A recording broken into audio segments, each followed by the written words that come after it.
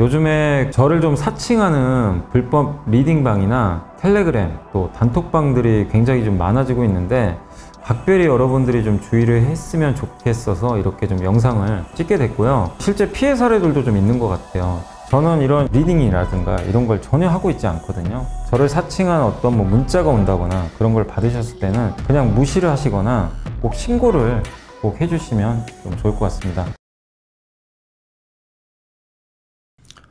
네, 안녕하세요. 이베스트 투자증권 염승환 이사입니다. 오늘 2024년 1월 9일 시장 함께 읽기 시작을 해보도록 하겠습니다. 오늘 이제 주식시장이 방금 끝났는데 안 좋았죠. 미국이 그렇게 급등을 했는데도 오늘 삼성전자가 좀 찬물을 끼얹었죠. 실적이 예상보다 좀 안 좋게 나오면서 시장이 좀 실망을 한 것 같습니다. 그래서 오늘 이제 전자의 실적이 좀 부진했던 게 원인이고, 코스닥은 또 에코프로비엠의 주가가 별로 안 좋았어요. 그래서 양대 시장 1등 기업들의 주가가 오늘은 좀 자존심을 많이 구겼죠. 그래서 좀 부진한 흐름이 좀 나왔던 것 같습니다. 이따가 한번 좀 시장은 정리를 해드리고요. 일단 오늘은 자동차 쪽에서 하이브리드 차가 요새 많이 팔리는데 그런 내용하고 CXL 메모리라고 그러죠. 저 새로운 이제 생태계가 조성되는데 저 관련된 기업들이 워낙 많이 올랐어요. 그래서 좀 조심하자는 저는 좀 생각인데 그래도 공부는 해야 돼요. 그리고 컨텍 우주항공 기업이고, 큐브엔터, 삼성 SDS, 리노공업, 그다음 삼성전자 4분기 실적 나왔고, OCI홀딩스, 동국제약, 그다음 대한약품, LG전자, 소비재 기업, 건설 이런 거 한번 정리하고 마무리를 하겠습니다. 일단 이제 4분기 미국 시장에서 일본 업체들의 판매량이 전년 동기 대비 두 자릿수 증가한 이유가 엔화의 약세도 있었겠지만 하이브리드 차를 80%나 점유하고 있잖아요. 일본이. 이제 그러다 보니까 미국에서 지금 전기차 대체제로 하이브리드 카를 많이 선호하면서 팔리고 있고, 우리나라도 마찬가지죠. 한국도 현대, 기아가 각각 하이브리드 다 잘 하고 있죠. 근데 아무래도 이제 1등 기업은 일본이다 보니까 미국에서 점유율을 높여가고 있다고 합니다.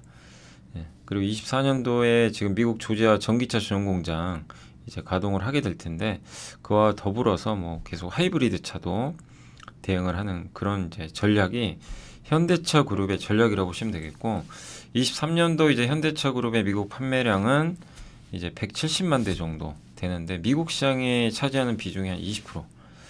그래서 상당히 좀 큰 시장이죠. 그래서 결국 제일 중요한 건 미국이에요. 현대차에 있어서는.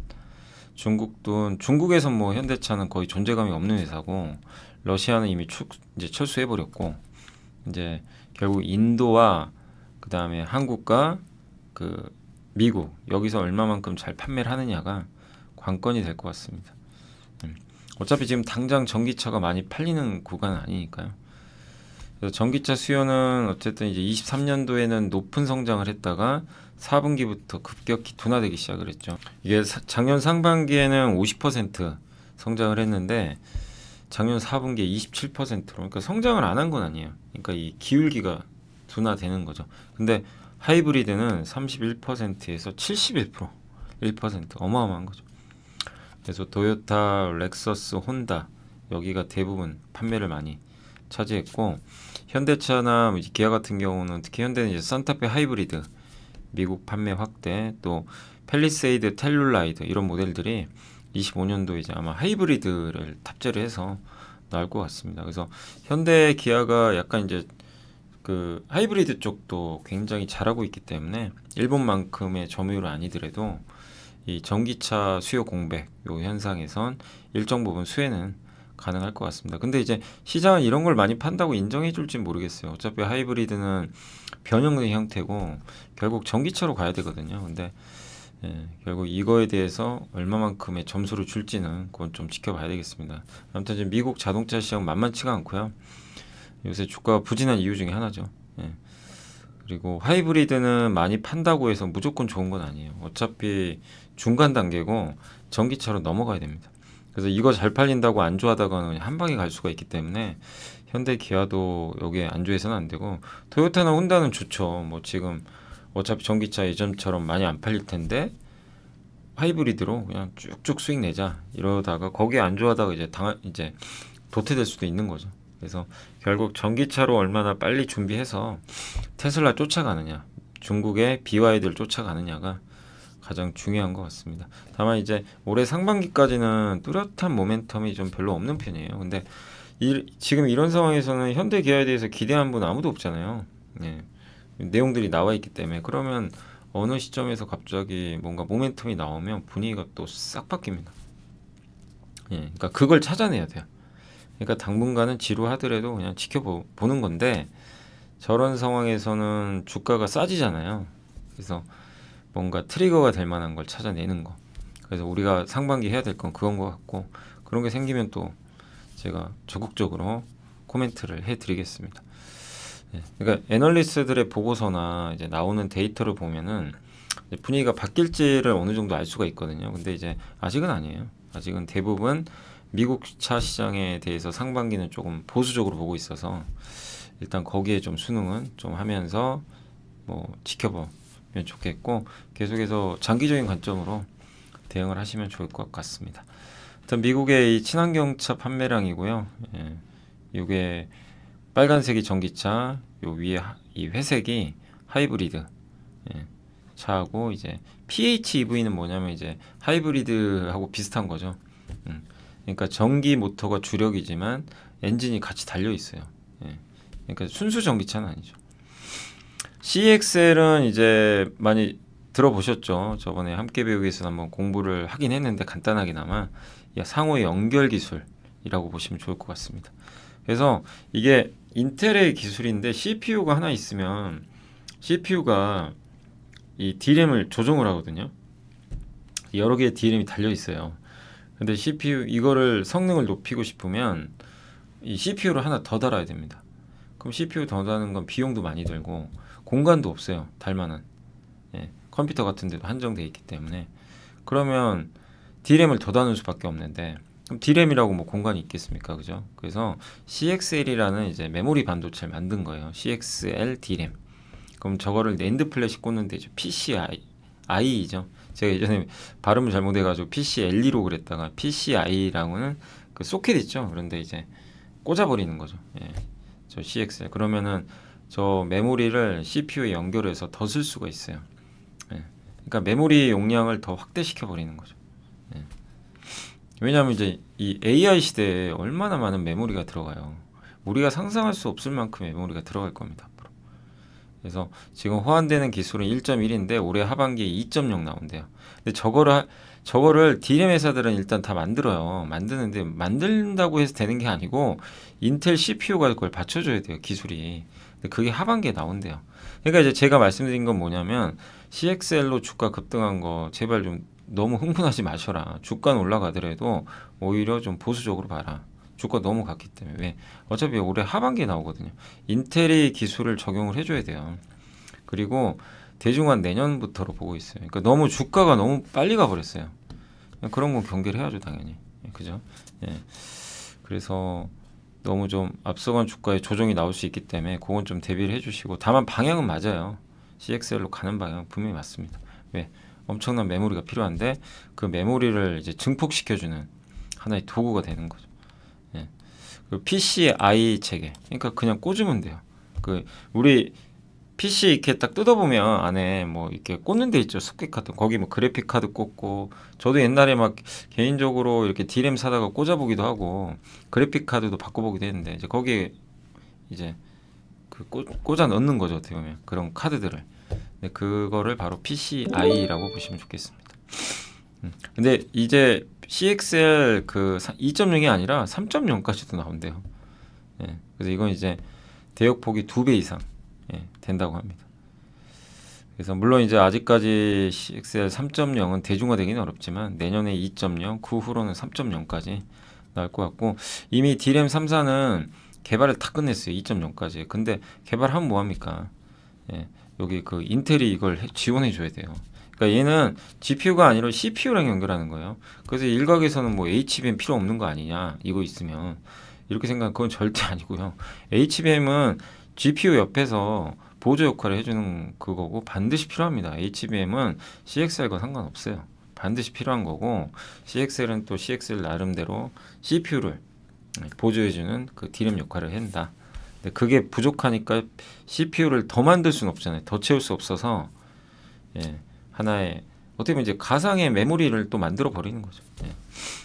그렇게 생각하시면. 그래서 여기서 중요한 게 고속 이동 통신할 수 있어요. 그러니까 메모리를 저 CPU에 데이터를 빨리빨리 보내줘야 돼요. 서로 연결하는 거죠. 인터커넥트라고 하는데 이 데이터 이동 속도가 정말 중요해요. 그걸 이제 흔히 컨트롤러라고도 하는데, 그래서 여기에 핵심 요소가 프리미엄 PCB, 그 다음에 이걸 할 수 있는 컨트롤러, 이런 것들이 중요한데, 일단 뭐 나 심택하고 제가 대덕전자도 하는지는 정확히 모르겠어요. 한번 회사에 문의는 해보시고, 일단 코리아 서킷은 한다고 했거든요. 코리아 서킷은 개발 중이라고 이제 얘기가 나와 있었고, 근데 이걸 하는 이제 아마 제가 봤을 땐 뭐 심택과 대덕전자가 안 할 이유는 별로 없는 것 같은데, 아직 공식적으로는 잘 모르겠고요. 아무튼 CXL용 PCB를 지금 개발하고 있는 업체는 코리아 서킷으로 알려져 있고, 그래서 막 그때 주가 폭등했던 거예요. 그 다음에 요거 할 수 있는 칩 개발 IP, 요건 우리가 공부했었죠. 그 오픈 엣지 테크놀로지 IP 설계자서. 그리고 이걸 검사하는 장비가 네오셈하고 엑시콘입니다. 이렇게 일단 밸류 체인들은 형성이 돼 있다는 거 정도는 좀 염두해 두시면 또 좋을 것 같습니다. 예. 근데 여기에 나중에 뭐 심택과 대덕전자가 들어갈지는 한번 확인은 꼭 해보시고요. 그 다음에 이제 컨택은 좀 생소하시죠? 이게 신규 상장 기업인데 그 우주항공 관련된 기업이에요. 신규 상장 기업이고 우주 경제의 90%를 차지하고 있는 다운스트림. 업스트림은 뭐냐면 발사하는 거 있죠. 인공위성 실어서 발사체 막 인공위성 띄고 스페이스X가 하는 거 있죠. 그게 이제 업스트림. 네, 일단 발사하고 인프라 깔아주고 막 이런 거. 그 반대로 이제 인공위성을 쐈어요. 인공위성에서 신호 보내죠. 그러니까 스타링크 있죠. 스페이스X의 스타링크가 위성 인터넷 서비스 제공하죠. 그런 회사는 다운스트림.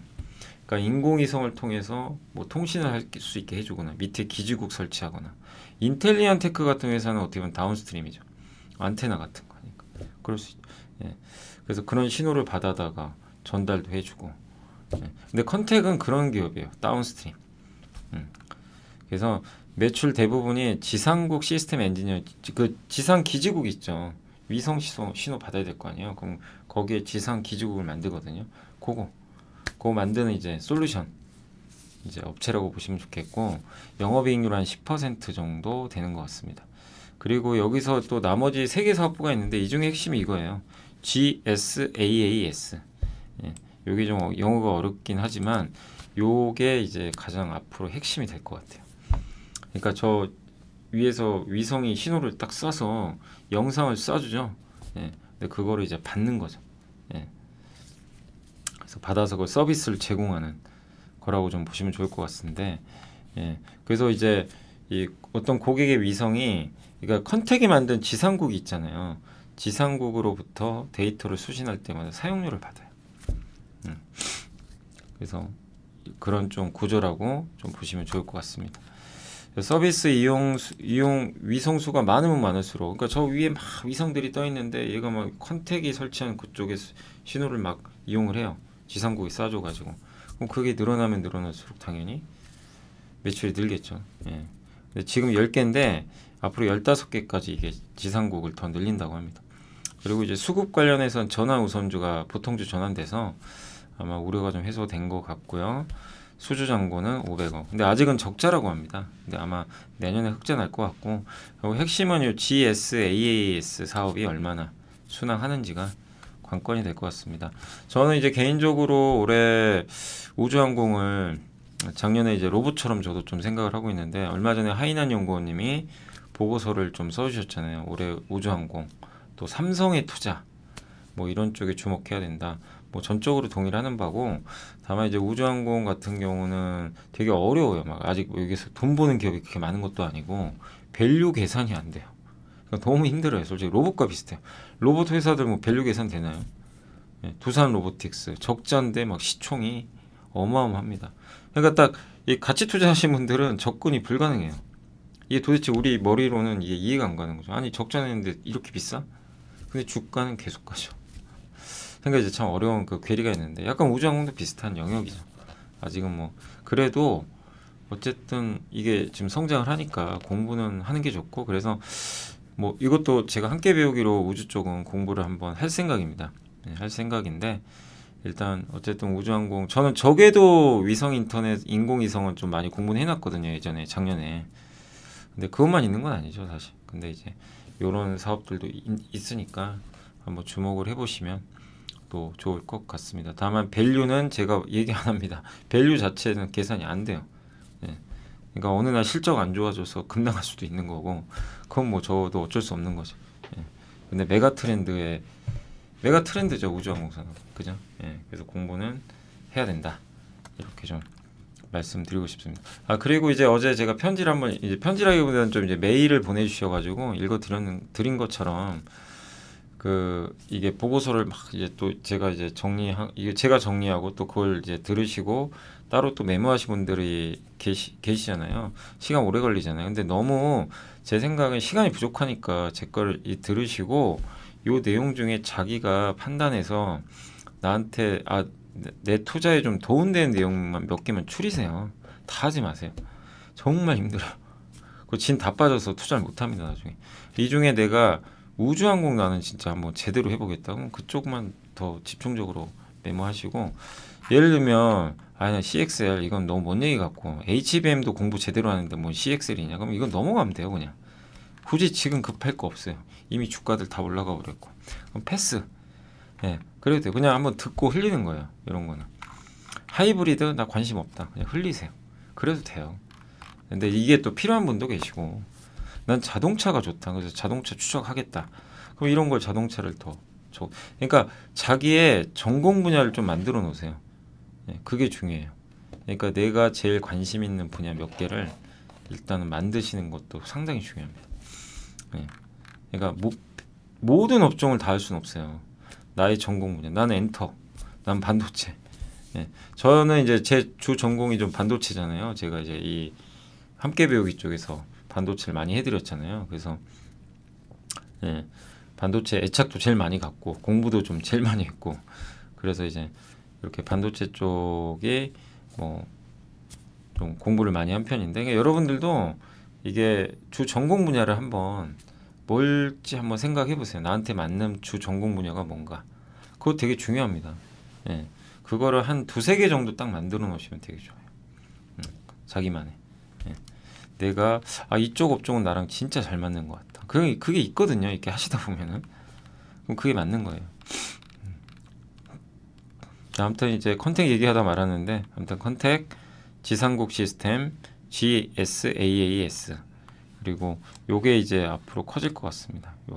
요런 식으로 점점 커질 것 같고 그 다음에 전 세계 운영 중인 위성수가 3,800개인데 이 중 이제 잠재 고객이 앞으로 4.5배 정도 늘어날 것 같다. 뭐 이런 내용이고요. 20년에 이제 GSAAS 서비스 이용 위성수가 지금 이제 작년에 100개 이렇게 늘어날 것 같다. 요 내용이고 업스트림은 인공위성을 제조하고 쏘는 거. 그 다음에 다운스트림은 그걸 이용해서 이제 서비스를 하는 거. 지상국은 위성을 추적해서 이 데이터 송수신하는 그런 기지국. 그 다음에 이 글로벌 이제 위성 고객사를 이제 대상으로 위성 데이터 수신을 제공하는 서비스. 뭐 이런 것들을 이제 하는 용어들이니까 참고하시면 되겠고 그 다음에 이제 큐브엔터나 하나증권의 이기훈, 황기훈 큐브엔터도 엔터사죠. 그 여자아이들이라는 그 걸그룹이 있거든요. 저 개인적으로는 굉장히 좀 이 아티스트들의 노래를 상당히 좋아하는 편입니다. 네. 그래서 1월 29일 날 또 앨범 발매가 예정돼 있는 것 같은데 2번 정도의 이제 컴백이 예상된다고 하고요. 중국 멤버가 있어요. 그래서 중국향 요새 앨범 잘 안 팔리니까 좀 우려가 있지만 일본은 또 성장하는 초입이니까 괜찮을 것 같고 또 콘서트 모객도 많이 늘어났고 신인 남자 아이돌도 이제 데뷔도 계획 중에 있다고 합니다. 이 회사 단점이 여자아이들이 너무 집중돼 있으니까 신인 남자 아이돌 필요하거든요. 그걸 이제 커버하기 위해서 아마 데뷔를 계획하고 있는 것 같고요. 한 번만 작년에 컴백을 그러니까 한 번 딱 컴백했는데 앨범 판매량이 130만 장. 전작 82만 장 뛰어넘어 버렸어요. 그러니까 지금은 대형 아이돌이 된 거예요, 이미. 그래서 작년 아레나 투어를 하는 와중에도 그 일본에서는 유독 좀 규모가 작았나 봐요. 근데 어쨌든 올해는 많이 확대를 하겠다라는 라는 내용인 것 같습니다. 그래서 올해 좀 약간 엔터 다크호스로 큐브 엔터 작년에도 한번 우리 분석을 해봤지만 일단 좀 볼 필요는 있고, 이 회사 좀 되게 지분 관계가 독특한 게 화장품 기업 아시죠? VT 아시죠? 리들샷. 그 VT가 VT 지분을 이 큐브 엔터가 9.62% 갖고 있고, 또 VT가 큐브 엔터의 대주주예요. VT가 서로 연결돼 있어요. 되게 좀 희한하긴 한데, 아무튼 그래서 이 VT 실적이 또 여기 잡혀 있습니다. 큐브 엔터에도. 엔터 쪽, 그 엔터 회사인데 화장품 실적이 잡혀 있어요. 그러니까 되게 좀 독특하긴 해요. 아무튼 VT가 최대 주주라는 것도 좀 염두에 두시면 좋을 것 같습니다. 자, 그리고 여객과 화물 모두 월간 최대 실적 달성했다. 요새 항공주들 좋죠. 오늘 뭐 좋았던 것 같긴 한데, 항공주들 그때 한참 안 좋을 때 역으로 그때는 사실은 좋게 봤어야 돼요. 이 투자 관점에서 더 이상 나쁠 게 뭐 있나, 그런 관점이죠. 근데 이제 와서 항공주 하겠다, 그건 아닌 것 같아요. 이미 오르고 있기 때문에. 그러니까 이런 사이클 기업들은 반대로 하셔야 됩니다. 항상 그런 것들을 계속 한번 경험을 쌓아보시면 좋겠고, 그러니까 지금 요즘에는 또 항공주 좋은 얘기만 계속 나와요. 그러면 그럴 때 투자해야 된다? 저는 아니라고 봅니다. 할 거면 안 좋을 때 진작에 써야 돼요. 그게 저는 9월이나 10월이었다고 봐요. 인천공항 그때가 대한항공이 18,000원, 19,000원 할 때였어요. 근데 지금 벌써 24,000원 근처까지 왔잖아요. 벌써 한 20% 넘게 올랐거든요. 이제 늦어버리는 거죠. 근데 이제 어쨌든 만약에 갖고 계신 분들 입장에서는 굳이 막 급하게 팔 필요는 없고요. 왜냐면 아직 데이터가 좋으니까 더 보유는 괜찮은데, 신규 접근은 조금 지켜보는 게 좋을 것 같습니다. 일단 일본 노선 여전히 좋고 엔화 약세에다가 중국이 좀 기대에 못 미쳤지만, 그 다음에 항공운임도 올라가고 있고, 항공화물에 제일 중요한 게 반도체인데 반도체 수출이 급증하고 있잖아요. 그러니까 이제 항공화물도 좋아지고, 그리고 알리익스프레스, 테무, 중국 전자상거래가 이제 물량이 항공기에 실어서 오거든요. 그러다 보니까 중국 화물 실적이 제일 좋아요. 또. 그래서 국제선 여객 화물 수송 모두 월별 최대치를 경신했다고 합니다. 거기다가 유가 떨어지고 있죠. 근데 원래 항공유 가격은 반대로 올랐대요. 국제유가 떨어지는 건 반대로 이제 항공기에 쓰이는 원유는 올랐는데, 이게 123달러까지 갔었나 봐요. 근데 이제 떨어지고 있어요. 104달러까지. 그러니까 환율 떨어지고, 그 다음에 유가 떨어지고, 외부 변수도 좋아지고 있다. 그러니까 항공주들한테는 좋죠. 이런 거 보면 야, 이제 항공주 사야지 이럴 수 있단 말이에요. 근데 저는 이미 투자할 거면 이걸 미리 예측하고 했어야 된다. 그런 좀 생각을 하고 있어서 지금 투자는 좀 반대입니다. 개인적으로는 반대고, 보유한 분들의 지금 몫이다. 근데 이제 보유한 분들이 언제 팔 거냐, 그걸 한번 잘 고민을 해보시면 좋겠고, 저는 삼성 SDS는 뭐 저번 주에 이제 우리 함께 배우기에서 공부해봤죠. 그래서 이제 생성의 AI랑 이제 같이 갈 수 있는 기업 같고요. B2B 수익 모델, 그러니까 생성의 AI 기업이 돈 벌 수 있는 거는, 그러니까 챗 GPT나 네이버의 하이퍼 클로버 X처럼 아예 자체 생성형 언어 모델 있죠. LMM. 요거를 갖고 있는 거. 거기서 이제 사용료 받고, 아니면은 그런 거를 이제 클라우드 있죠. 그 클라우드 환경에 지원하거든요. 그걸 뭐 어디다 당장 내 컴퓨터에 저장 못 하잖아요. 그래서 클라우드라는 그 가상의 공간에 LMM을 넣어버려요. 그래서 내가 불러오는 거죠. 이렇게. 근데 기업들이 결국엔 그걸 이제 사용하는 거죠. 만약에 사용을 하게 된다면, 그러면 그 돈을 또 내야 돼요. 아니면 챗 GPT가 우리 회사에는 안 맞을 수도 있어요. 그러니까 저희는 이제 이베스트 투자증권은 뭐죠? 금융회사죠. 그 금융회사에 맞게 튜닝을 해줘야 돼요. 저 LMM은 챗 GPT나 제미니는 대중들이 다 쓸 수 있어요. 정말 똑똑합니다. 똑똑하고 다 알아요. 근데 금융에 특화된 것만 원한단 말이에요. 우리 회사는 예를 들면. 그럼 그거에 맞게 미세 조정, 자동차 튜닝하는 것처럼 나한테만 맞는 차를 만들어줘. 튜닝을 해줘. 우리 금융회사에 맞게 이 LMM, AI를 좀 바꿔주면 안 될까? 좀 특화되게. 그러면은 MSP라는 이 사업자가 바꿔줍니다. 너네 회사 이런 걸 원해? 우리 해줄게. 이런 거예요. 이 세 가지가 이제 모델인데, 이제 삼성 SDS는 이제 2번과 3번을 하는 거죠. 어떻게 보면. 그죠? 1번을 하는 회사가 주로 이제 네이버, 마이크로소프트, 오픈 AI, 구글 같은 기업이고, 이 삼성 SDS는 2, 3번 다 하죠.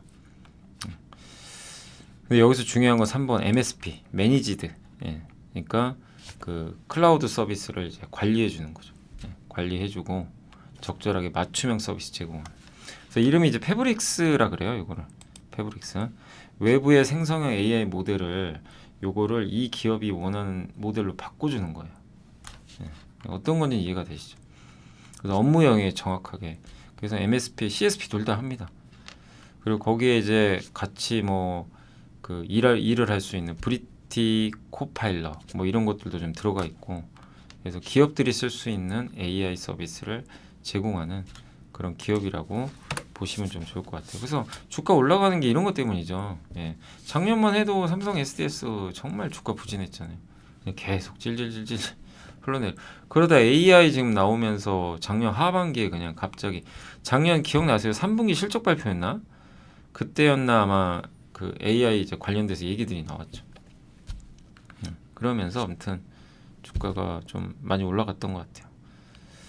그래서 그런 내용들입니다. 그래서 한번 이거는 이제 읽어보시면 되겠고, 예. 아까 했던 얘기예요. LMM 기본 모델은 다 너무 똑똑해요. 모든 분야를 다 알아요. 근데 우리가 원하는 건 우리 기업에 맞는 애로 바꿔달라는 겁니다. 그런 일을 하는 거죠. 여기 LMM 고도화 및 최적화를 해달라. 그게 MSP의 역할입니다. 그리고 이 삼성 SDS의 단점은 너무 삼성 비중이 높죠. 이게 할인 요인이었는데, 어쨌든 지금 기업형 생성형 그 AI 도입 수요가 확대되는데 이걸 원하는 회사들이 많단 말이에요. 근데 거기에 맞게 삼성에 이미 이런 걸 하고 있으니까 이 이력을 바탕으로 많은 수많은 기업들이 삼성 SDS에 이제 러브콜을 보낼 수 있죠. 우리 것도 좀 해달라. 내가 수수료 줄 테니까. 이럴 수 있는 거.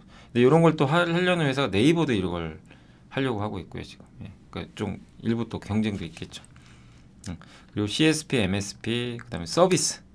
예. 서비스 구독료 내면 이제 아예 서비스를 지원, 그 어떤 프로그램을 아예 지원해 주는 거죠. 예. 우리가 마이크로소프트 만약에 엑셀을 내가 뭐 한 달에 10,000원 주고 구매를 했다. 매달 10,000원을 구독료로 준다. 그럼 그게 이제 SaaS인 거죠. 그런 이제 형태가. 네. 그런 사업도 삼성 SDS가 이제 하고 있는 거죠. 네. 그런 이제 비슷한 류의 구독 모델을. 그 동탄 데이터 센터도 한번 그때 알려드렸죠. 신규 오픈했고 삼성하고 계약을 맺었습니다. 그래서 앞으로 꾸준히 기업형 AI 관련해서 관심을 가질 필요가 있고, 요 세 가지 모델이에요.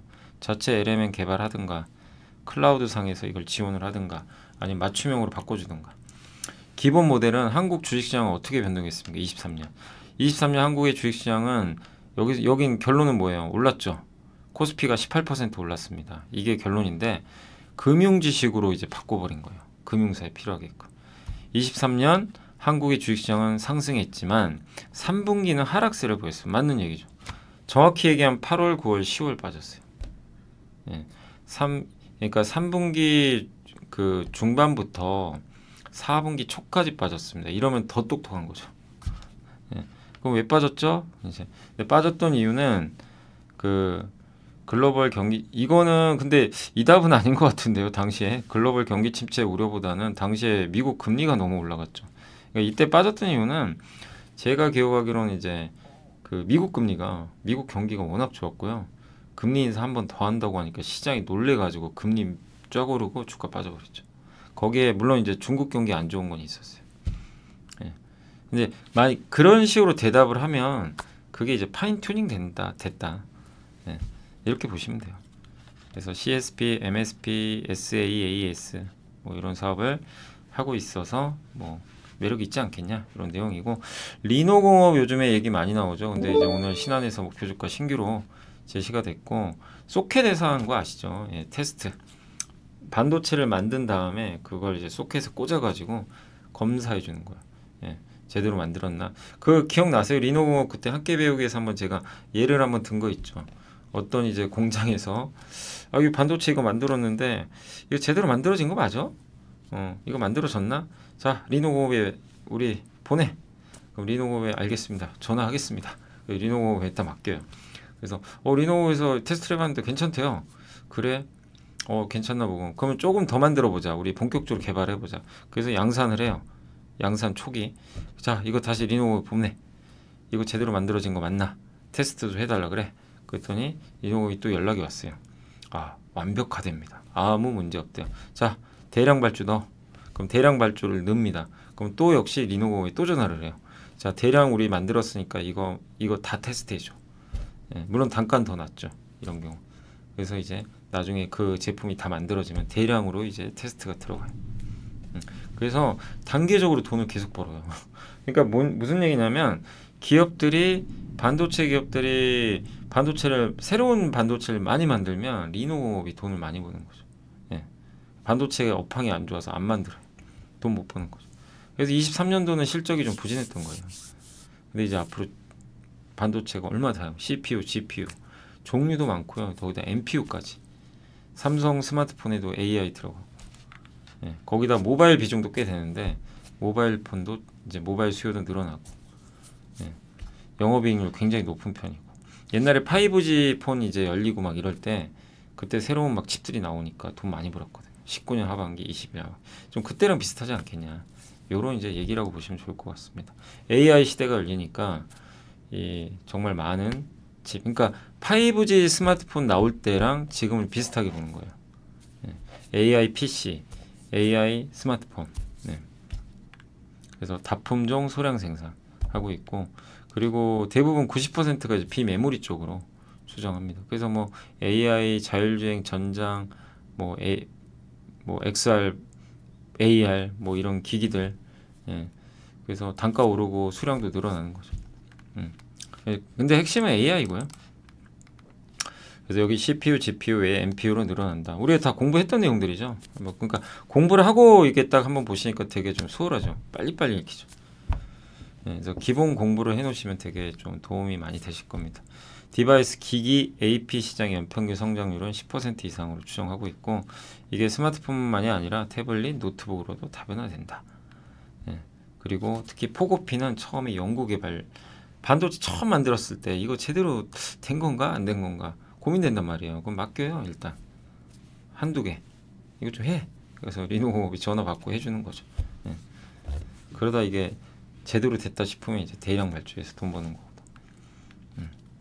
근데 작년에 안 좋았지만 이제 올해는 뭐 이런 신규 칩이나 이런 게 늘어나면서 좋지 않겠냐, 이런 내용이니까 한번 참고하시면 좋겠습니다. 네, 그리고 삼성전자 4분기 실적 발표했고요. 좀 아쉽죠. 시장 기대치를 좀 하회했고, 메모리는 괜찮았는데 비메모리가 생각보다 안 좋았대요.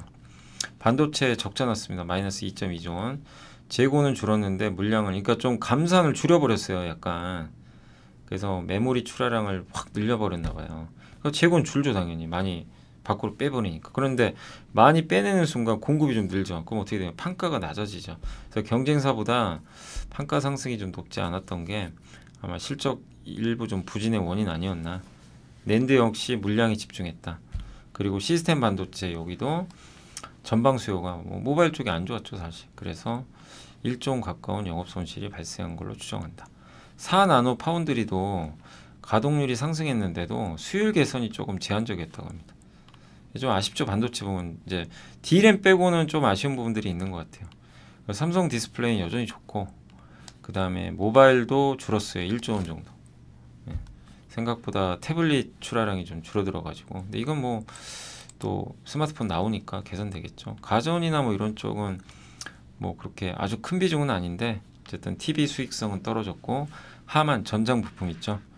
예, 자동차 쪽, 이쪽은 이제 분기당 3천억씩은 꾸준히 돈을 벌고 있다 라고 보시면 좋겠습니다. 그래서 D램 수요는 늘고 감산폭을 확 줄여가지고 감산을 많이 하다가 이제 감산을 좀 줄여버린 거예요. 덜 하는 거죠. 그러니까 생산이 늘어난 거죠. 예.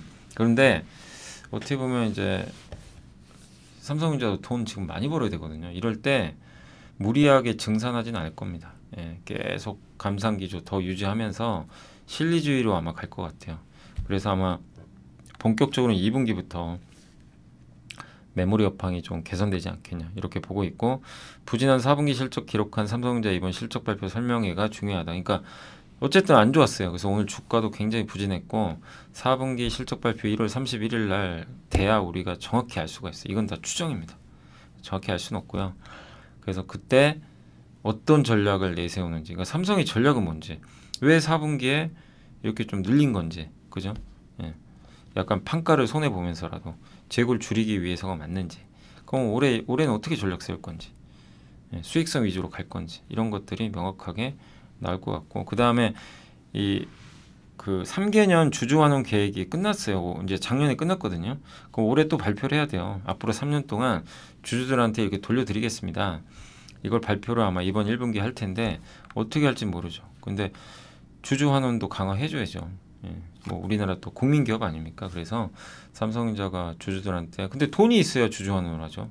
그래서 더욱더 신중하게 그 하지 않을까라고 이렇게 판단을 하고 있습니다. 그래서 어떻게 좀 될지 모르지만 아무튼 그동안 좀 주주 환원책이 좀 약간 소외됐었죠. 근데 그런 것들을 얼마만큼 또 환원을 해줄지 좀 지켜봐야 되겠습니다. 근데 여기 밑에 왜 리노공업계 이게 왜 나오죠? 요거 리노공업이에요. 요거는 제가 삼성 요 밑에다 요걸 넣었네요. 제가 위치를 잘못 넣었습니다. 제가 졸았나? 아무튼 요게 리노공업 이거 아시죠? 이게 포고핀. 이렇게 진짜 핀처럼 저거 다 이 수작업으로 만든대요. 놀랍죠, 진짜. 너무 미세해요. 그러니까 이거 아무나 못하는 거죠. 그 다음에 요게 저거를 이제 모아놓은 거, 요 안에. 그래서 저기 소켓, 저기다 이제 반도체 끼우는 거죠. 그래서 23년은 안 좋았지만 좋아진다. 이렇게 보시면 좋겠습니다. 자, 어쨌든 삼성전자 좀 아쉽지만 뭐 주주 환원책도 기대가 되고, 그러니까 저는 항상 그래요. 반도체 안 좋을 때 오늘 또 급락해서 이제 또 이게 또 삼성전자 역시나 안 돼. 삼성전자 막 또 이럴 겁니다. 아마 분위기가. 그래서 저는 오히려 반대로 기회라고 보고 있고요. 방향 자체가 바뀌진 않았다고. 근데 다만 좀 아쉽죠. 또 저렇게 되면 시장에서 약간 실망하니까 시간이 좀 걸릴 수는 있겠죠. 그러나 다시 가격은 싸지고 있다. 뭐 이렇게 봐야 될 것 같고요. OCI 홀딩스는 어제도 설명 한번 해드렸지만 이제 핵심 뭐냐면 간단해요. 전체 공급의 6%밖에 안 돼요. 전체 폴리 시장에서 그 대부분은 중국산이고 나머지 6%는 비중국. 그 중에 비중국에 지금 제일 괜찮은 회사가 OCI 홀딩스. 그리고 가격 차이가 $10로 벌어져 있어요. 비중국과 중국과의 가격 차. 훨씬 비싼 거죠. 비중국 회사. 그래서 최근에 큐빅 PV 미국 업체랑 공급도 맺었죠. 장기 공급. 중국산 안 쓰겠다는 거예요. 미국 회사들은. 그래서 순현금의 재무 구조도 있고. 그래서 자꾸 의심, 폴리 공급 과잉이다, 중국 때문에 안 좋다, 이런 이제 의심으로 주가는 매우 싼데 비중국 프리미엄을 이제 인정해야 된다.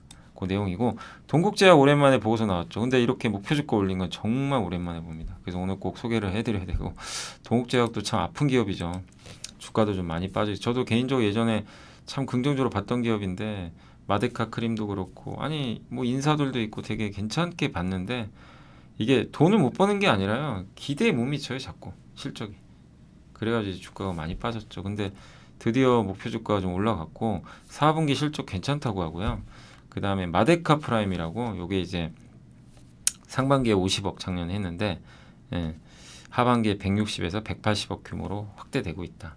이렇게 보시면 좋겠고, 연간 이익, 그러니까 이 회사가 이제 화장품 사업도 사실 하죠. 그러니까 제약 회사지만 화장품 사업까지 하면서 성장을 도모하고 있는데 올해는 더 높은 성장하지 않겠냐. 그래서 23년이 저점 실적, 올해 내년까지 연평균 15에서 20% 성장할 것 같다. 그래서 이제는 다시 한번 관심을 기울일 때라는 그런 내용이니까, 혹시 이거 주주분들은 좀 이제는 좀 약간 기운을 내시고 올해는 한번 긍정적으로 바라보셔도 좋을 것 같고요. 대한의약품은 참 이제 우리가 이거 기억하시죠? 이윤우 회장님 생각나죠? 하도 이윤우 회장님이 내부자 매수를 그냥 일주일에 한 번은 무조건 하셨어요. 제가 거의 1년 내내 내부자 매수 공식 계속 보여드리죠. 근데 거기에 단골 손님이에요. 대한약품은 그냥 매주 나왔죠. 야, 저분은 돈은 저렇게 많으신가? 근데 아무튼 목표 주가 41,000원인데 보고서 나온 건 참 정말 처음 봅니다. 저 대한약품 보고서는 거의 본 적이 없어요. 그래서 제가 스스로 그냥 분석을 했죠. 그 수액제 기업이고, 이게 수액제 만드는 회사인 거 아시죠? 대한약품이. 그래서 우리 이제 병원 가서 입원하면 무조건 맞잖아요. 수액제. 그거 국내 3대 업체 중에 하나예요. 그래서 그 JW 중해제약 있죠. JW 생명과학인가? 아무튼 거기랑 그 생명과학이 만들고 아마 유통을 중해제약이 할 겁니다. 거기랑 HK 이노엔. 원래 HK 이노엔이 CJ 헬스케어예요. 제약사. 이제 바뀌었죠. HK가 한국콜마가 인수하면서. 그거랑 대한약품이 딱 세 개 회사가 과점입니다. 근데 이거는 굉장히 사업이 안정적이에요. 정부가 원가에다가 마진을 보장해줘요. 왜냐하면 이건 병원 가면 무조건 해야 되는 거거든요. 그래서 약가이나 거기서도 자유로워요. 그러니까 퇴장 방지 의약품 이건 없으면 안 된다는 거죠. 그리고 현금성 자산이 1,000억 원이고 시총의 60% 정도 됩니다. 굉장히 우량하죠. 예. 그 건물도 되게 오래된 건물 쓰는 걸로 막 유명했어요. 예. 그러니까 돈을 많이 아끼는 기업 중에 하나죠. 그리고 24년 예상 PER 5배밖에 안 되고 옛날 하단이 7배인데 그보다 더 떨어졌고 핵심은 이 회사도 성장을 할 겁니다. 왜? 인구가 점점 고령화되니까. 그럼 입원 일수가 늘어나요. 실제 대한민국 병원 입원 일수가 전체 2009년도에 3억 3천만이라서 22년도에 4억 2천만이야. 그러니까 이제 다 더한 거겠죠. 모든 사람들 입원한 사람들 다 더했더니 1년에 4억 2천만이 입원한 거죠. 네. 더 늘어나겠죠. 앞으로 고령화 인구 늘어나는데. 그리고 증산도 하고 있고 내년에 더 늘어난다고 합니다. 증산. 배당 성향. 근데 이게 좀 아쉬워요. 대한약품이 주가 못 가는 저는 결정적인 이유가 배당을 좀 너무 짜게 주는 거 아닌가. 배당 성향 30%는 줘야죠. 이게 아쉬워요. 현금이 없는 기업도 아니고. 그러니까 제가 이제 이윤우 회장님한테 항상 이제 요구하는 게 이거죠. 배당 좀 늘려주세요. 제발. 자사주 사시는 거 좋은데 배당 좀 해달라고 했던 거죠. 근데 아직도 뭐 배당은 좀 부족한 것 같습니다. 아무튼 이 기업은 아무튼 제 생각엔 주주분들이 좀 강력하게 주주총회 혹시 이제 나중에 하게 되면 배당 좀 늘려라 이렇게 좀 요구하시면 좋을 것 같아요. 그럼 주가 참 많이 오를 텐데요, 그죠? 근데 저평가인 이유는 저는 이거라고 봐요. 회사가 뭐 나쁘거나 저성장이 아니고 배당이 좀 약간 인색한 거 아닌가? 배당 수익률 한 2.5%밖에 안 되죠 지금.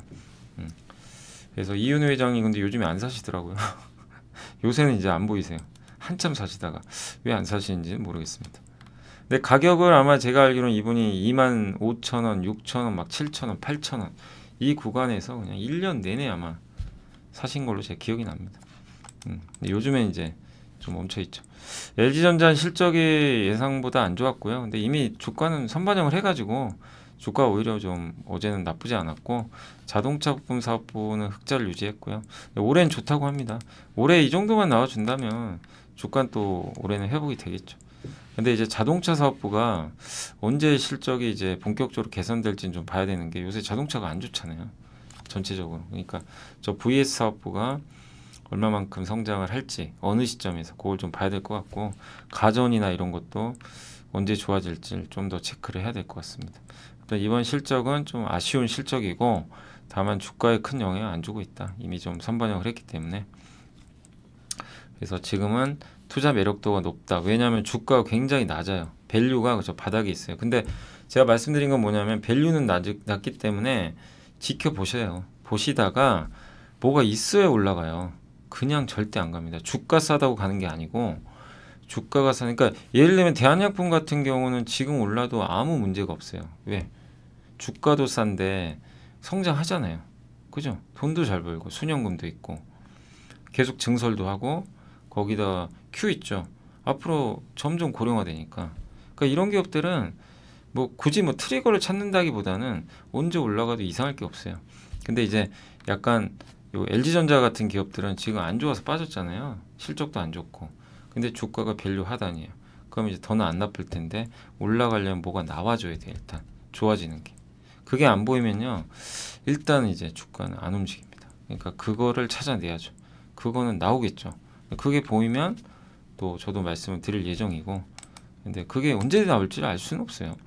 그래서 매일 보는 거예요. 그냥 뭐 데이터들 보고 이렇게 보고서 찾아보는 거죠. 그래서 그때까지는 조금 지루할 수 있다는 거 염두에 두시고 신한에서 김성환 이제 심지현 연구원님이 소비재 이제 바텀 피싱 바닥에서 낚시하라는 얘기예요. 지금 바닥에 있으니까 이렇게 하나씩 낚시해라 천천히 요 내용입니다.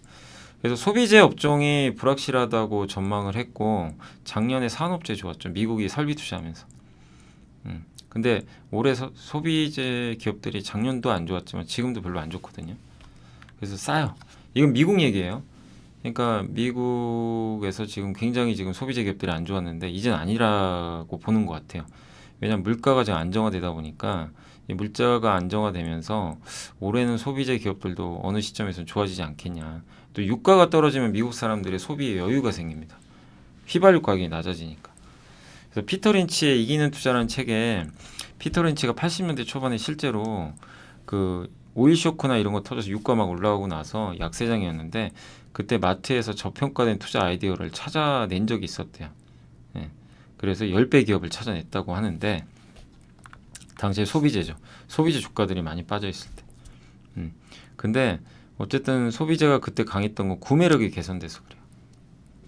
유가가 떨어 물가가 안정화되면요 구매력이 올라갑니다. 거기다 금리까지 떨어지면 지금 올해가 이제 그런 시기죠. 유가 떨어졌죠. 금리 떨어지죠. 그럼 소비력이 올라갈 수가 있어요. 작년보다 이제 올해가 나은 거죠. 예.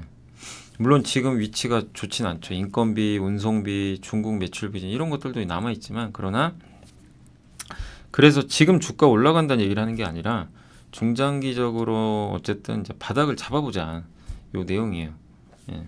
왜냐하면 일단 싸고 아무도 관심 없고 잃을 거. 그러니까 이런 것들이 이제 이런 전략들도 사실은 초보 투자분들이 한번 고민해볼 만한 전략이에요. 진짜 이거를 하시라는 게 아니라 아까 뭐 대한약품, LG전자, 뭐 현대차, 그죠? 다 소외주예요. 예. 뭐 철저한 소외주입니다. 예. 뭐 동국제약도 마찬가지. 근데 이런 기업들은 하방이 되게 단단하거든요. 근데 뭔가 답답해요. 얘가 지금 도대체 언제 올라갈지 재료는 없는 것 같고, 그러니까 지루하기도 하고. 그래서 우리가 막 꿈을 쫓아가잖아요. 근데 뭐 그런 것만 해서 돈 버는 게 아니고 요렇게 요런 이제 그 바닥에 있는 기업들을 더 이상 나쁠 게 없는 것도 하나의 좋은 아이디어예요. 근데 거기서 이미 아이디어가 나온 기업도 있고 아직 안 나온 기업들도 있잖아요. 그러니까 대한약품처럼 아이디어가 나왔어요. 그럼 이제 그런 기업은 그냥 주저할 필요는 없어요. 내가 만약 이런 스타일을 좋아하면 해도 돼요. 근데 LG전자 이제 애매한 거죠. 아직은 뭐가 좋아진 게 아직 안 나왔어요. 그럼 이제 이거는 이제 자기가 선택해야 돼요. 정답이 절대 없어서 제가 이 말씀 드리는 거예요. 자기가 뭘 선택해야 되냐면 난 이제부터 분할로 사겠다. 아니다. 나는 그 뭔가가 좀 나오고 안 보인다. 그래서 나 아직 안 산다. 좀만 더 기다리겠다. 그거는 각자 다 스타일이에요. 예. 그래서 뭘 할 거냐 그걸 정해 놓으셔야죠. 근데 이거를 무조건 이렇게 하셔야 됩니다. 이건 이렇게 하셔야 돼요. 그런 게 세상은 없어요. 그 누구도 그거는 없습니다. 예. 워런 버핏 스타일이 정답이다. 그것도 아니에요. 예. 워런 버핏이 맞았으니까 이제 워런 버핏 스타일이 그 뭐 된다고 하지만 그거 따라한다고 다 돈 봅니까? 절대 아닙니다. 자기한테도 맞아야 되고. 네, 아무튼 한번 고민을 해보세요. 이런 이제 그 특히 아직 좀 경험이 부족하신 분들이나 그런 분들은 한번 이렇게 많이 빠진 것들 중에서도 아무도 관심 없는데 뭔가 좀 바뀌려고 하는 게 좀 보인다면 그런 쪽에서도 한번 투자를 해봐서 경험도 쌓아보시고 해보는 것도 되게 중요하다. 전 그 말씀 드리겠습니다. 이제 요거 이제 미국 얘기니까 좀 투자하긴 좀 그렇지만 아무튼 그래서 여기서 나온 예시 뭐냐면 뭐 신발 업체랑 그다음에 전자상거래 있죠. 아마존, 쇼피파이, 메르카도, 리브레 뭐 이런 쪽 나아지지 않겠냐. 뭐 이런 내용인 것 같아요. 그때 80년대를 돌이켜 보면. 근데 만약에 이제 우리나라로 이걸 대입을 하면 예를 들면 뭐 의류 OEM이나 그죠. 신발 회사들 있죠. 얼마 전에 그 뭐죠? 백산인가요? 뭐 우리나라에서는 신발 쪽 관련된 기업이 백산, 그다음에 화승엔터 뭐 이런 기업들이 있죠. 근데 얼마 전에 백산 같은 경우 막 내부자가 엄청 주식을 많이 샀던 걸로 기억을 하는데 뭐 예를 들면 이제 신발 쪽은 그런 기업들이 떠오르고 전자상거래는 우리나라에서 뭐 있어요? 뭐 쿠팡도 있겠지만 한국에 상장된 건 네이버죠. 그죠? 네이버 있을 거고 전자 결제 쪽으로 관련된 기업이 뭐 있죠? 결제하는 회사들도 있을 거고. 그죠? 예. 그래서 저번에 한번 어느 분이 카페24 저는 좀 카페24를 그렇게 아주 긍정적으로 얘기는 안 해드렸는데 근데 카페24도 유튜브 결제잖아요. 어떻게 보면 거기 전자상거래죠. 예. 그러니까 그냥 한번 이제 생각나서 얘기를 한 거예요. 그런 기업들을 그냥 무턱대고 뭐 좋다 이게 아니라 우리 한국으로 딱 이걸 바꿔보면 뭐 특히 가장 대표적인 건 어쨌든 우리나라에서는 전자상거래는 뭐 네이버죠. 네이버. 예. 이제 그렇게 볼 수도 있는 거죠. 그래서 이제 이런 아이디어들도 한번 이제 주목을 해보시는 것도 곰곰이 생각해보는 것도 괜찮을 것 같다. 그래서 소비재가 그동안 너무 안 좋았는데 좀 뭔가 진짜 올해 이분의 의견처럼 변화가 생길지도 체크해 봐야 되겠습니다. 자, 그리고 이제 건설 쪽은 태형건설발 리스크 확대되지만 이거를 단순히 그냥 이거 확대된다고 해서 건설사 망했다 이러지 마시고요. 그건 아니고 선별될 겁니다. 그래서 이익 증가율이 높은데 우발 채무 없는 걸 투자하자 요 내용이고, 그래서 많이 거론되는 게 DLNC는 많이 아시죠? 예, 많은 애널리스트 분들이 이제 계속 목표 주가 올리고 있고, 이분 같은 경우는 또 여기다가 현대산업개발까지 추가를 하신 것 같아요. 그래서 현대산업개발도 좋게 보고 계시는 것 같고, 미착공 우발 채무나 그런 것들이 좀 낮다라고 좀 보고 있는 것 같고요. 다만 이 지금의 PF 문제가 당장 해결 안 됩니다. 시간이 걸리지만 금융권에서 건설 회사들한테 야 너네 돈 다 갚어, 만기 연장 안 해, 이러면 다 망하는 거예요. 근데 그럴 리는 없잖아요. 그냥 일괄적으로 이 태형건설 사태 났다고 그러진 않고요. 그래서 대형 건설사한테는 특히 영향은 제한적인 것 같다. 그래서 대형 건설사 위주로 보자는 그런 내용이니까 한번 참고를 해주시면 좋겠습니다. 자, 그래서 오늘 이제 보고서 여기까지 한번 설명을 해드렸고, 그 다음에 어제 내부자 매수는 그 테이펙스 아시죠? 테이펙스가 그 한솔케미칼 자회사고 원통형 배터리 그 테이프 그 안에 젤리롤이라고 있거든요. 이렇게 돌돌만 거, 양극 분리막, 그거를 이제 붙여주는 역할을 한다고 하더라고요. 그래서 그 실적 되게 안 좋아져가지고 주가 많이 빠졌죠. 근데 여기 대표이사가 일단 매수를 했습니다. 그래서 한번 보시고, 한화는 여기 전무님이 또 매수했고, 한화는 꾸준히 사는 것 같아요, 내부자들이. 그리고 NC소프트 내부자 산 건 거의 처음 보는 것 같은데요, 제 기억엔. 요새 뭐 흥행 못 해가지고 주가가 진짜 처참할 정도인데 더 나쁠 건 없는 것 같아요. 이미 빠져서. 그리고 주식도 많이 샀어요. 5억이나 샀더라고요. 그래서 NC도 이런 내부자가 드디어 들어왔다는 건 이제 좀 바닥은 나온 거 아닌가 싶고요. 풀무원 같은 경우도 이제 올해 음식료 쪽에서는 좀 기대할 수 있는 업체 중에 하나죠. 근데 이제 여기 원혜영 이사님이 1,900만 원, 많은 금액은 아니지만 일단 매수가 들어왔고, 공시 쪽에서는 현대중공업이 어제 암모니아 운반선 일단 수주를 투척했으니까 참고해 주시면 좋겠습니다. 자, 이제 잠깐만 설명드릴게요. 오늘 코스닥 좋았다 말았고, 코스피는 아침에 급등했다가 이게 뭡니까? 삼성전자. 오늘은 삼성전자예요. 삼성전자가 범인이 된 거죠. 어떻게 보면 주가 빠진. 그래서 좀 아쉽고, 미국 나스닥은 날아가 버렸는데 한국은 정말 좀 답답한 상황입니다. 2560까지 다시 떨어져 버렸고요. 결국 오늘은 뭐 자체적인 우리나라 뭐 실적 부진이 좀 컸다고 보시면 좋을 것 같습니다. 그리고 오늘 외국인은 그래도 주식은 샀고요. 섹터로는 오늘 일단 항공주, 국제유가 빠지면서 오늘 전체적으로 항공주들 그죠? 다 좀 급등하는 그런 양상이 나왔고, 근데 이제 와서 투자하는 건 아닌 것 같고요.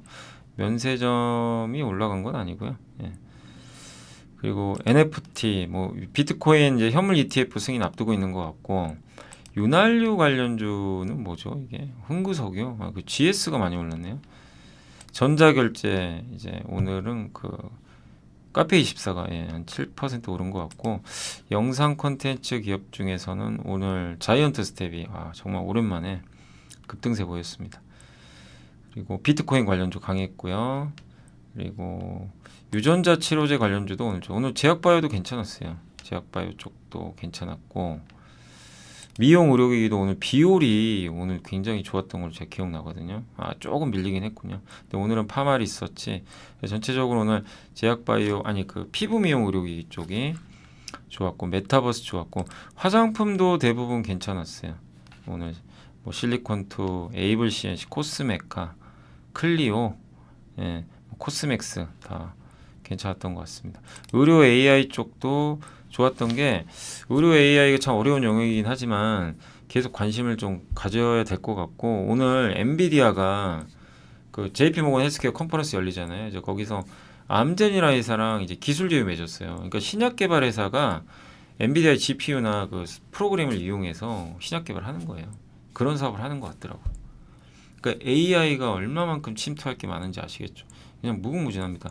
이런 시대고, 이제 GPT 스토어 있죠. 앱 스토어 같은 거. 그게 이제 아마 오늘인가 오픈하는 것 같은데 저는 개인적으로 제가 챗 GPT 4.0 유료 버전 쓴다고 말씀드렸잖아요. 진짜 돈 생각하지 마시고 한번 써보세요. AI 투자하신 분들은 한 달 딱 끊어가지고 한 달 3만 원 딱 그냥 비용 지불한다고 하고 3.5랑 4.0은 차원이 달라요. 써보시면 3.5는 무료입니다. 예, 무료인데 4.0이요. 그러니까 이게 딱 쓰시다 보면 무슨 생각이 드냐면 야 이거 나 돈 내고 쓰는데 이렇게 느려 이 생각 듭니다. 3.5는 딱 제가 묻죠. 바로 답이 나와요.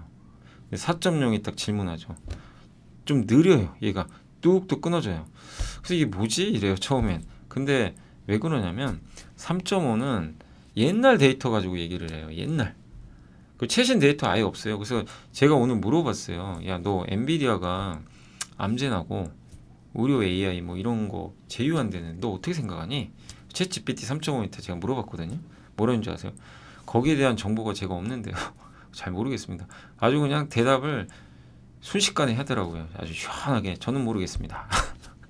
그래서 4.0에 저는 이제 유로 버전 쓰니까 4.0으로 바꿨어요. 바꿔서 물어봤더니 조금 시간 걸려요. 그러더니 자신 있게 자, 이 엔비디아와 이렇게 암젠이 하는 거는 네 가지 정도로 의미를 부여할 수 있으면 네 가지를 딱딱 적어주더라고요. 예. 그래서 저한테 답을 알려주세요. 너무 좋더라고요. 예. 근데 이걸 진짜 본인이 써봐야 알아요. 그러면 내가 왜 앞으로 반도체 투자를 해야 되고 AI 산업에 왜 관심을 가져야 되고 그걸 더 명확히 할 수 있어요. 직접 쓰시는 분하고 아닌 분하고는 느낌의 강도가 다릅니다. 그러니까 저도 AI 공부를 요즘에 많이 하지만 지금 챗GPT 유료 버전 쓰면서 더 지금 그런 생각이 많이 들어요. 아 이거 진짜 반도체 엄청 필요하겠구나. 왜냐면 제가 그림 그려달라 이렇게 답해달라 챗GPT 4.0한테 물어보면 솔직히 지금 느려요. 좀 느리게 옵니다. 그래서 좀 답답해요. 솔직히 약간 답답할 때가 있어요. 근데 그게 왜 그러겠어요? 데이터가 그만큼 많이 들어가니까. 그러니까 반도체가 엄청나게 필요하다는 얘기예요. 사실 우리가 상상하는 거 이상으로. 예. 근데 이런 게 여기에만 들어가네요. 저기 의료 AI 들어가죠. 스마트폰에 들어가야죠. 뭐. 근데 이런 세상에서 반도체로 공부를 안 하겠다. 예. 반도체 투자를 나는 안 하겠다. 그럼 그냥 일단 메가 트렌드 하나 그냥 포기한다는 얘기죠. 예. 뭐 그건 각자의 자유지만 그런 시대가 이미 시작이 됐어요. 그러니까 진지하게 고민해 보세요. 지금 많이 오른 반도체 투자라는 게 아니라 그런 걸 한번 우리가 우리 실생활에서 직접 한번 사용하시면서 느껴보시는 것도 저는 좀 필요하지 않나라고 한번 말씀을 드려보고 싶습니다. 그래서 한번 써보시면 아마 제가 어떤 얘기하는지 아마 아시게 될 겁니다. 그리고 건설 대표죠. 오늘은 예, DLNC가 많이 올랐네요. 예, 그래서 4만 원 좀 넘었으면 좋겠고 게임주 중에서 오늘 위메이드가 좋았네요. 오늘 게임주는 대부분 좋았네요. 그리고 인터넷도 좋았고 챗봇 관련주들 요즘에 뭐 뜨겁죠. 근데 오늘은 조금 식었고 요새 웹툰주도 좀 좋은데 특히 DNC 미디어가 확실히 좀 대장주인 것 같습니다. 골프, 뭐 로봇, 뭐 니켈 관련주도 오늘 좋았네요. 예. 그리고 백신, 예, 치매 관련주, 그러니까 바이오도 오늘 대부분 괜찮았고 태양광도 오늘 괜찮았던 것 같더라고요. 하나솔루션이 한 4% 가까이 오늘은 좀 올라가 줬습니다. 전기차 충전소, 그러니까 오늘 사실 이렇게 오른 기업이 정말 많아요. 근데 아쉽게도 삼성전자 빠져버리니까 지수는 좀 재미없었던 거죠. 그래서 많은 기업들이 올라갔고 다만 오늘 초전도체는 급락했고 예, 조선주도 오늘 좀 부진했습니다. 예, 다만 조선주는 오늘 현대미포조선이 수주를 좀 큰 걸 좀 따낸 것 같더라고요. 그리고 CXL 뭐 다른 이유보다 너무 많이 올랐죠 그동안. 예. 그리고 IT는 삼성전자의 부진이 좀 뼈아팠습니다. 하이닉스는 좀 오히려 반대로 올랐고요. 자동차도 여전히 답답합니다. 네. 계속 부진하고 2차전지 셀도 답답하고요. LG엔솔도 실적이 안 좋게 나왔죠. 예, 어닝 쇼크가 나왔고 반도체 안 좋았고 그 다음에 오늘 낸드 쪽도 빠졌고 그러니까 이게 삼성전자 빠지다 보니까 동반해서 일부 근데 오히려 이렇게 조정이 나오면 이거에 탑승 못한 분들은 이제 기회가 또 생기는 거죠. 그죠?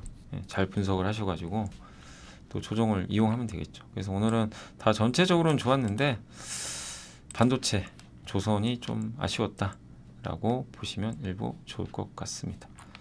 네, 이렇게 보여드리고, 그리고 오늘 에코프로비엠도 왜 빠진 거죠? 뭐 오늘 3% 빠진 건 이유는 모르겠습니다.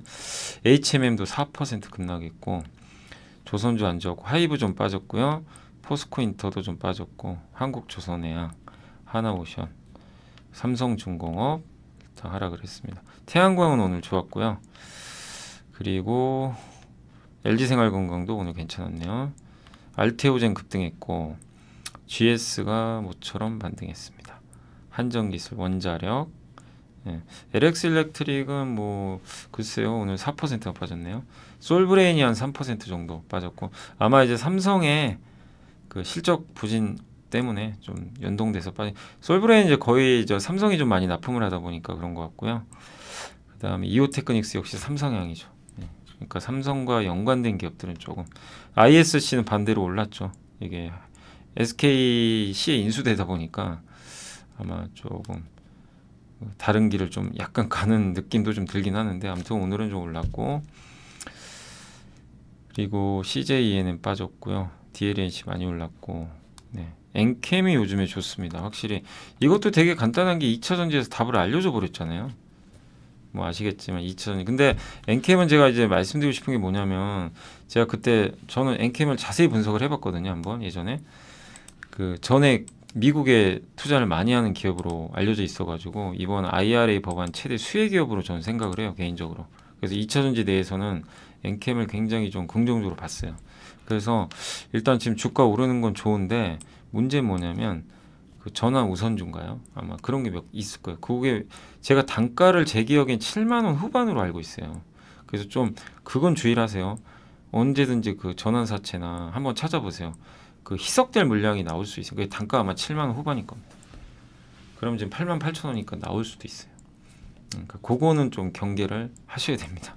그래서 중간중간 그것 때문에 빠질 수 있다는 거. 근데 그거는 펀더멘탈과 상관없으니까 괜찮은데, 혹시 그런 게 나오면 뭐 약간 흔들릴 수도 있다는 거 염두에 두시면 또 좋을 것 같습니다. 자, 오늘 이제 방송은 여기서 마무리하도록 하겠고요. 예. 오늘 좀 아쉬운 날이지만, 예, 아무튼 오늘 고생하셨고, 내일은 제가 이제 라이브 있거든요, 아침에. 그래서 아침 10시에 10시 10분에 예, 함께 소통하기 방송에서 라이브로 찾아뵙도록 하겠습니다. 감사합니다. 내일 뵙겠습니다.